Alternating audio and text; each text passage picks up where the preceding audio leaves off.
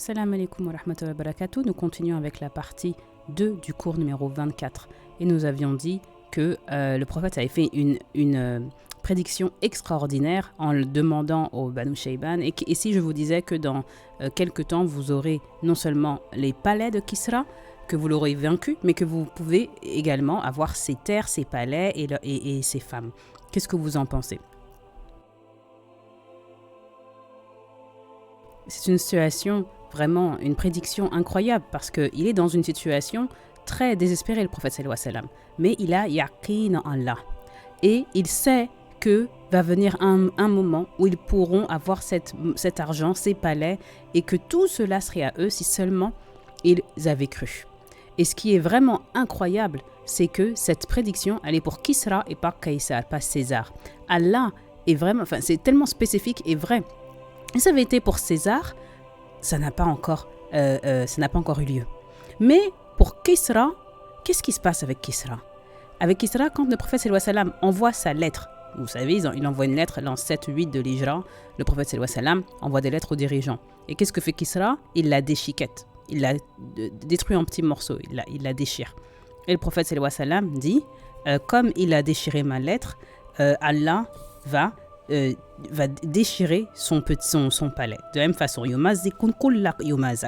et pendant 400 ans, l'Empire romain ne pouvait pas venir à bout de l'Empire perse. Mais les musulmans le conquièrent en seulement 2 ans. Les historiens sont mystifiés. Ils sont éblouis, ébahis. Ils ne savent toujours pas comment est-ce que ça a été possible. Comment est-ce que, littéralement, si quelqu'un avait prédit cela, tout le monde aurait dit n'importe quoi. C'est un fou. Si quelqu'un avait dit l'Empire perse va s'effondrer, tout le monde aurait pensé c'est complètement faux.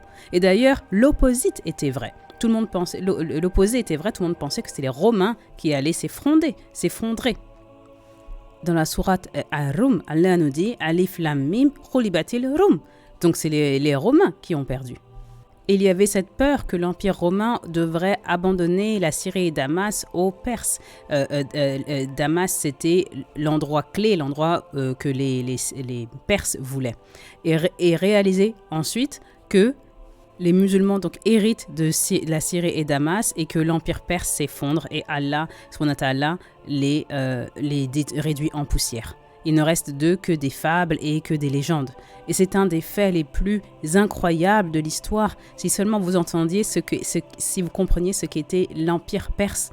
Si vous allez sur Google et Empire sassanide, vous allez voir des images, leur palais à Ctésiphon, des piliers qui font 50 mètres de hauteur au milieu du désert, des palais qui sont énormes au milieu de nulle part. Et cette civilisation super puissante a été conquise par un groupe de bédouins qui viennent sans pouvoir, sans pouvoir militaire et juste avec une nouvelle religion.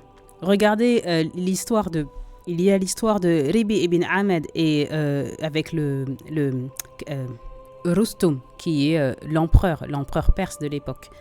Et Rustum leur dit « Mais qu'est-ce que vous faites ? Rentrez chez vous, on va vous tuer demain. Rentrez chez vous, rentrez de là où vous venez. On va faire comme si on n'avait rien vu. » Et Rustum, vraiment, il leur dit « Est-ce que vous êtes devenus fous ? Vous venez jusque de chez vous pour nous attaquer, pour ça nous faire une égratignure. Juste rentrez chez vous. » On oublie et tout le monde oublie. Et bien, Rabi ibn Amr répond nous sommes venus de chez nous, de notre terre, pour sortir les gens de l'adoration d'autres personnes pour qu'ils embrassent l'adoration d'Allah, subhanallah.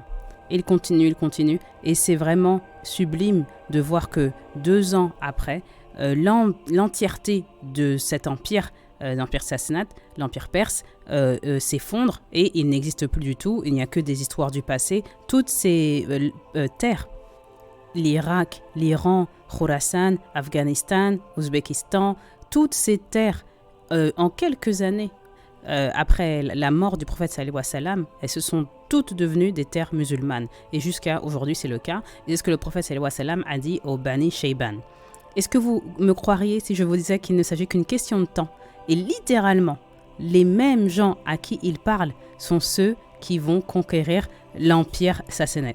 l'Empire perse. C'est pas 10 générations plus tard, c'est vraiment les mêmes gens qui vont et qui font la conquête. Vous avez peur de Kisra? Eh bien, vous allez obtenir toutes ces richesses. Et ça vous montre que même quand il y a une situation désespérée, il a yakin en Allah et c'est exactement ce qu'il s'est passé. Donc il y a une série d'incidents comme ça qui se passent et bien sûr celle que nous allons retenir le plus, c'est celle d'un petit groupe de gens qui viennent d'une ville que le prophète sallallahu alayhi wa sallam ne connaît pas vraiment. Il l'a visité une ou deux fois parce qu'il avait des ahwal, de la famille là-bas, de la famille du côté maternel et paternel. Sa grand-mère du côté paternel était de Yathrib et sa mère l'avait pris une fois, l'avait amené à Yathrib et vous vous souvenez que c'est sur le chemin retour qu'elle meurt, sa maman Amina. Donc c'est un groupe de Yathrib, une tribu qu'il connaît à peine, qu'il ne connaît pas vraiment en fait, que finalement son message a un écho. Et c'est ainsi que l'histoire de l'islam prend un nouveau tournant. Mais d'abord parlons de Yathrib. La ville est composée de 3 groupes. 2 groupes sont arabes et un groupe est yahoud. Les yahoud sont des juifs, et les arabes sont les Haus et les Khazraj, et les yahoud, on les met tous dans un grand groupe, mais il y a en fait 3 tribus. Les Banu Nadir, les Banu Kainuka et les Banu Qurayta. Banu Nadir, Banu Kainuka, Banu Qurayta. Nous verrons qui ils sont, d'où ils viennent dans les mois à venir. Pendant à peu près 100 ans, Yathrib, c'est une oasis fleurissante. C'est le seul endroit où l'on trouve des Yahoud dans la péninsule arabique. Et l'autre groupe qui est le plus proche des Yahoud se trouve au Yémen.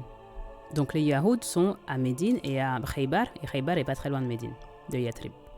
L'année où meurt Abu Talib, l'année 10 de la Dawa. L'année 10 de la Dawa, c'est l'année où meurt Abu Talib. Le prophète sallallahu alayhi wa sallam rencontre le premier groupe qui vient de Yathrib, qui se convertira à l'islam. Un nombre de choses facilite cette conversion.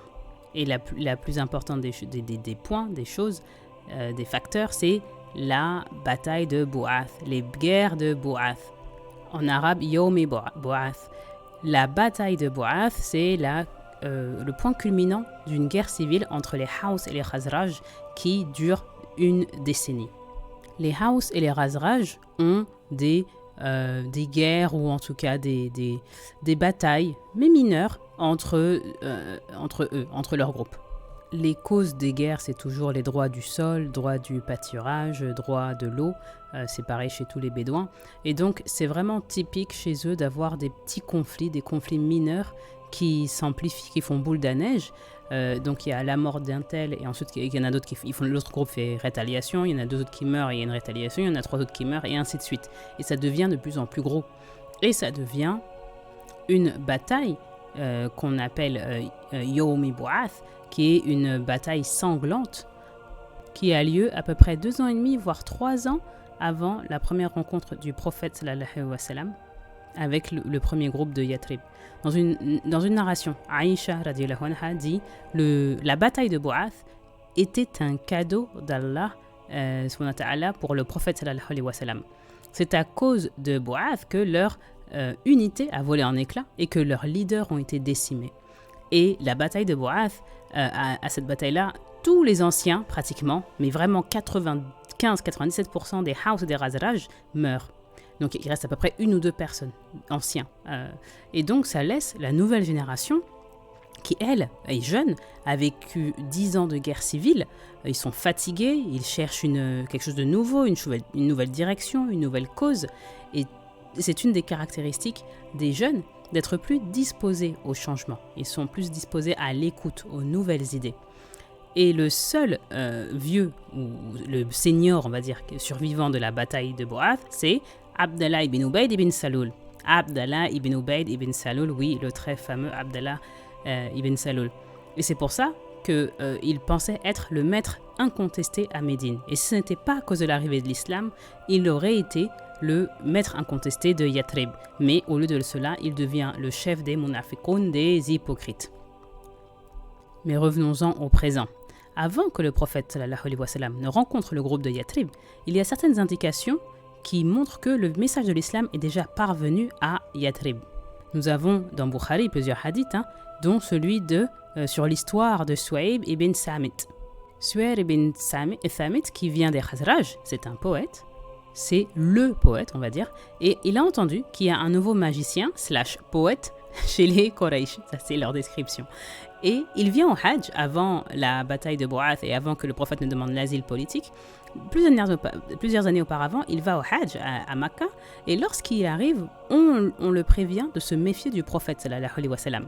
Mais comme il est lui-même un poète, alors il cherche le prophète sallallahu alayhi wa sallam partout. Il le cherche parce qu'il a entendu que c'est un poète hors pair. Et donc il veut se comparer. Et il va voir le prophète sallallahu alayhi wa sallam et lui dit « J'ai entendu que tu as un discours éloquent. J'ai moi aussi quelque chose de similaire. » On note ici l'arrogance un peu du poète. Et le prophète sallallahu alayhi wa sallam lui dit « Récite ». Et il choisit un poème qu'il a composé. Donc Suhail ibn Thamit, il est très connu. Et on passe le poème, parce que, bon, déjà, il faut parler arabe, mais pas seulement arabe littéraire, ni arabe classique, mais arabe ancien. Donc, on passe dessus. Même ceux qui parlent arabe et ceux qui étudient ont besoin d'un traducteur. C'est vraiment comme un texte français du début du Moyen-Âge. Donc, c'est une langue tout à fait différente. Mais c'est un style typique de la poésie anté-islamique arabe. Donc, c'est un poème qui est très beau, très imagé, avec une langue très soutenue et beaucoup de sens multiples, même dans un seul mot. Donc même les Arabes ont besoin de traducteurs, mais Inch'Allah, lorsque nous ferons la période de Médine, nous en lirons quelques passages. Donc après que Suhail ibn Thamit récite son poème, le prophète sallallahu alayhi wa sallam lui dit « Hadha Hassan wa ma indi ahsan » Ce que tu as est bien, mais ce que j'ai est meilleur. Donc il dit « Ce que tu as, c'est très beau, c'est bien, mais ce que j'ai, c'est meilleur. » Parce que ce que moi j'ai, c'est tanzilul min rabbil alamin.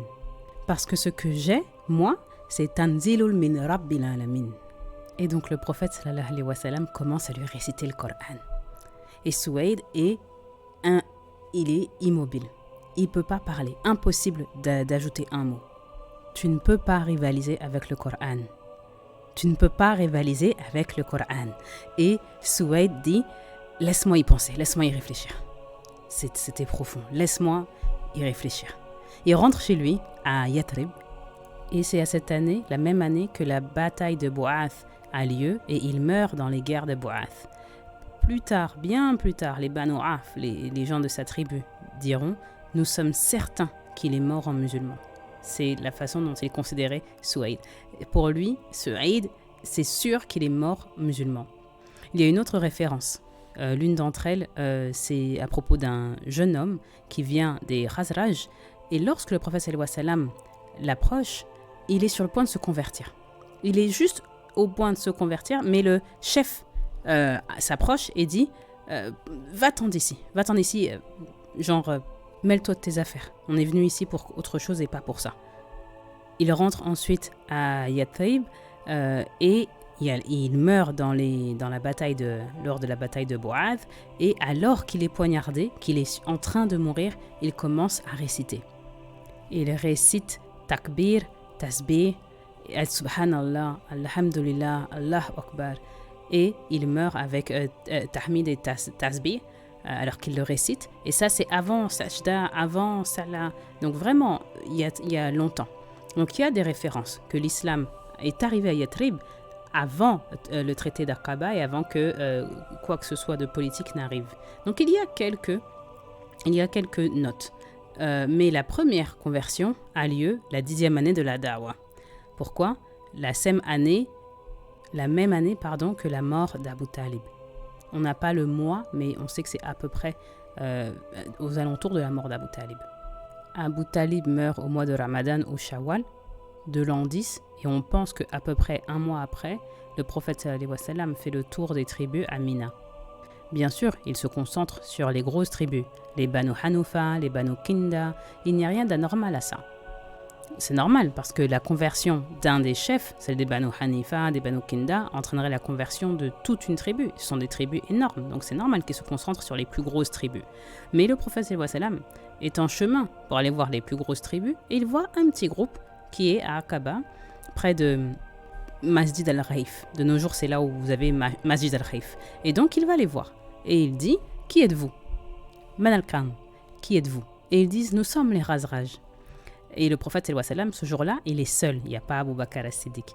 Et il ne connaît pas vraiment les Khazraj, il ne connaît pas vraiment la généalogie. Alors il dit Khazraj, ceux qui vivent près des Yahoud, ceux qui sont près de Yatrib, non? Et ils disent oui, c'est ça, c'est nous. Et le prophète sallallahu alayhi wa sallam s'assoit, ils discutent, ils font des échanges de civilités, on va dire. Le prophète sallallahu alayhi wa sallam demande une audience, elle lui est accordée. Et le prophète sallallahu alayhi wa sallam leur explique les principes de l'islam, il récite le Coran, il leur explique le principe de Tawhid et les met en garde contre le shirk. Et tout ça avec le même zèle, la même passion qu'avec pour les grosses tribus. Et ils sont 5 ou 6. Ils n'ont même pas une tente, ce que le prophète sallallahu alayhi wa sallam voit. C'est une tribu qui est assez pauvre par rapport aux Haus, les Khazraj. Les Haus, ceux qui ont les business, ils sont alliés des Banu Nadir et donc les commerçants sont toujours beaucoup plus riches. Et les Khazraj sont ceux qui vont travailler dans les plantations des dattiers. Et ils sont alliés d'autres tribus de Yatrib.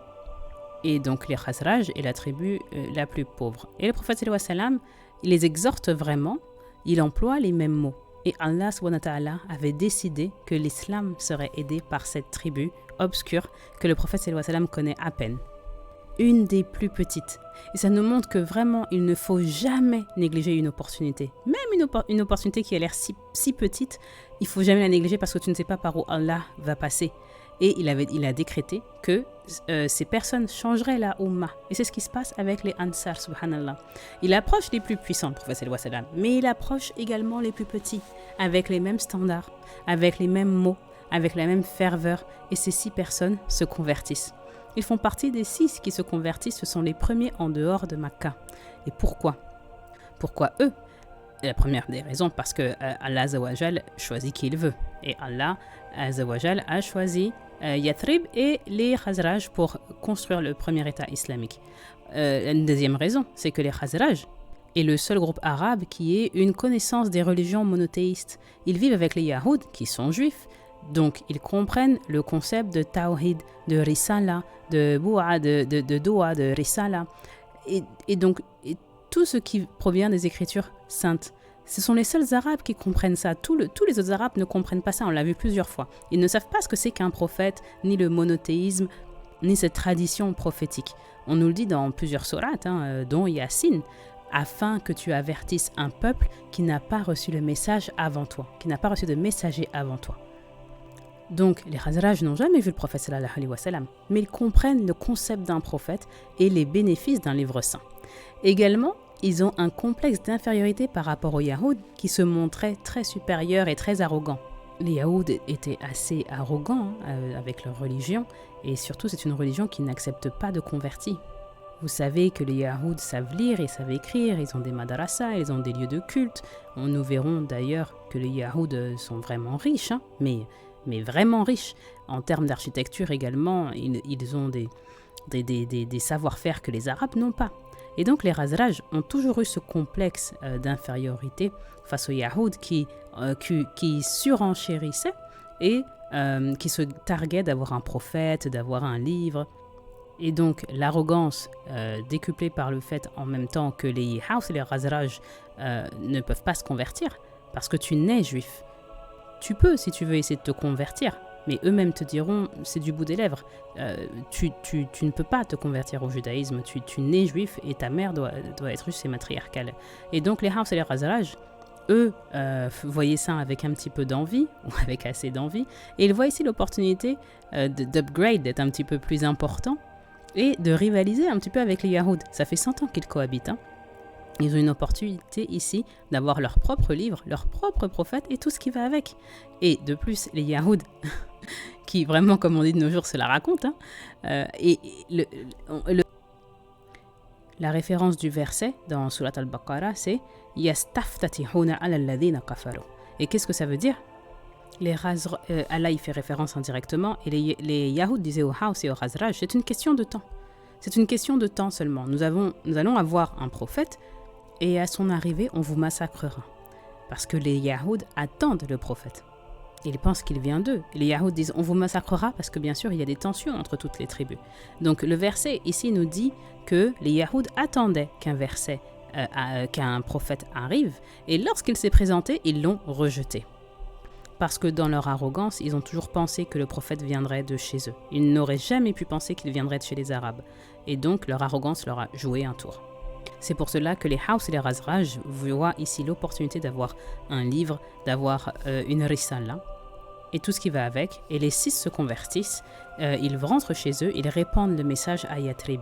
Et parmi eux, parmi les 6, il y a Jabir ibn Abdillah. Jabir ibn Abdillah, c'est très important, notez les 6, on doit les connaître tous par cœur. Il y a Jabir ibn Abdillah, même s'il est très jeune, il est des 6. Il y a aussi Rukba ibn Amir. Rukba ibn Amir, c'est un autre Ansari très célèbre. Il y a Asad ibn Zurara. Asad ibn Zurara qui a beaucoup d'histoires au début de la Sira. Ils répandent si bien le message que dans les mois qui suivent, tout le monde à Yathrib, qui sera bientôt Médine, a entendu le message et sait que certains de chez eux se sont convertis. Il y a une certaine curiosité, une certaine ferveur parmi les Haus et les Khazraj, et ils veulent savoir qui est cet homme qui a converti les nôtres. Et le point merveilleux ici, c'est que le prophète sallallahu alayhi wa sallam est sincère avec toutes les tribus sans exception. Il sait parler avec ferveur et sagesse à toutes les tribus. Et il s'adresse à toutes les tribus et il n'attend rien en retour, mais il plante les graines partout et Allah seulement sait celle qui va fleurir. Le prophète, lui, ne sait pas. Il le dit lui-même. Quand j'étais à Makka, Allah m'a montré que j'allais émigrer dans une autre contrée. Donc il sait qu'il va quitter Makka. Il dit, et il m'a montré une contrée verte avec des palmiers dattiers. Et j'ai pensé que c'était peut-être le Yémen. Le prophète sallallahu alayhi wa sallam, le prophète dit Fa'idha fa Yatrib, mais c'était Yatrib au final. Et donc il changera le nom de Yatrib pour Médina peu de temps après son arrivée. Donc le prophète sallallahu alayhi wa sallam n'attend rien des gens de Yatrib, mais dans son prêche il y accorde une grande attention et Allah Azza wa Jal donne le résultat. Le prophète sallallahu alayhi wa sallam fournit l'effort et Allah Azza wa Jal donne le résultat, comme pour tout ce que l'on fait. Et une des leçons importantes pour nous, c'est de ne jamais négliger la moindre des opportunités. Tout bien que l'on peut faire, il faut le faire. Parce que Allah ou Alam, si les 6 qui viennent de se convertir ici amènent à des conversions massives une fois qu'ils rentrent chez eux, l'année d'après c'est le double qui vient, l'année d'après c'est encore le double, jusqu'à ce qu'ils demandent l'année suivante au prophète sallallahu alayhi wa sallam de venir vivre chez eux avec izza, avec honneur, et de fuir les persécutions des gens de la Mecque. Et juste en 2 ans et demi, le résultat est sublime. Et Allah subhanahu wa ta'ala nous dit, Allah t'accordera sa subsistance, bien que tu ne saches d'où elle vient, bien qu'elle vienne d'une source inattendue, mais si tu as iman et taqwa, tu seras satisfait. Alhamdulillah. Et c'est vraiment exactement pareil pour nous. Tu peux te dire aujourd'hui, j'ai un peu peur de faire telle ou telle chose. Une fois que tu as bien pris toutes tes précautions et que tu ne te lances pas la tête de la première sans avoir réfléchi, place ton taqwa en Allah. Place ta confiance en Allah parce que c'est le seul qui sait comment son plan, c'est le seul qui connaît le plan. Donc si tu places toute ta confiance en lui, alors il te donnera une porte de sortie. Toujours. Et c'est cette leçon également sublime qu'on peut apprendre de cet incident. Nous verrons ensuite dans les cours qui arrivent comment est-ce que les gens de Yathrib ne se contentent pas seulement de l'adopter, ni d'en faire un membre de leur tribu, mais il devient le Saïd. Et Allah Azza wa Jal les bénit d'une façon qui changera le cours de l'histoire. Il bénit non seulement les Ansar, mais le prophète également, sallallahu alayhi wa sallam, et ça changera le cours de l'histoire, et c'est la puissance d'Allah Azza wa Jal, le plan d'Allah, le qadr Allah, et nous verrons à quel point l'islam rayonnera. Peut-être que maintenant nous allons voir les questions qu'il y a sur ce cours. Il y a une question sur les Jannah et les Samma. Nous avons vu ça au cours numéro 2 ou 3 de Isra wal Miraj. Isra wal Miraj, cours 21 à cours 23. Donc il semble que le Jannah soit réparti entre les 7 Samawat. Jannah c'est le jardin et les Samawat ce sont les cieux. Ce sont 2 concepts différents, nous l'avons dit. Et il y a un hadith qui dit que les racines du Sidrat al-Muntaha commencent au 6e et finissent au 7e. Donc peut-être que le Jannah commence au 6e et arrive jusqu'au 7e, mais c'est une opinion minoritaire. Nous n'avons pas beaucoup de détails. Nous savons que Firdaus, c'est le sommet du Jannah et qu'ensuite, il y a le trône d'Allah Azza wa Jal. Donc la question c'était où est Jannah, et donc certains disent qu'il est réparti entre les 7 samawat. Mais Allah ou alam, on ne sait pas. Et de toute façon, comme on sait que nous on ne peut pas se faire une idée, on ne peut pas comprendre la dimension des cieux et de tout ce que Allah a créé. C'est quelque chose qui est juste incompréhensible pour l'homme. Et donc rien que ce samawat, celui qu'on voit là, c'est samawat al-dunya. Aussi loin que notre galaxie nous montre, juste ça, c'est et on ne sait même pas tout ce qu'il y a dans cet univers. Rien que ça, c'est samawat numéro 1. Donc comment penser aux 6 autres samawat? Comme Ibn Abbas nous dit, l'homme ne comprendra rien de l'akhira, sauf les mots utilisés pour nommer les choses. Par exemple, une pomme, un jardin, une fleur. Mais la réalité, c'est que la pomme, le jardin et tout le reste, tout ce qui reste de cette dunya, ça sera juste les noms. On comprendra les noms, mais le concept sera totalement différent. Une des dernières questions, c'est est-ce que les Yahouds sont convertis? Oui, certains Yahouds sont convertis, nous verrons lesquels. Est-ce que les Haus y étaient à la première année? On ne pense pas, parce que même s'ils y étaient, ils seraient placés différemment. Ils ne seraient pas avec les Khazraj. Et donc, la première année, nous savons qu'il y a juste les 6 Khazraj. Peut-être que le prophète sallallahu alayhi wa sallam fait la dawa à d'autres Haus, mais on ne sait pas. On sait juste qu'il l'a fait à ces 6 de Khazraj et qu'ils les acceptent. Et voilà pour ce cours numéro 24, deuxième partie. Et je vous dis assalamu alaikum wa rahmatullah wa barakatuh.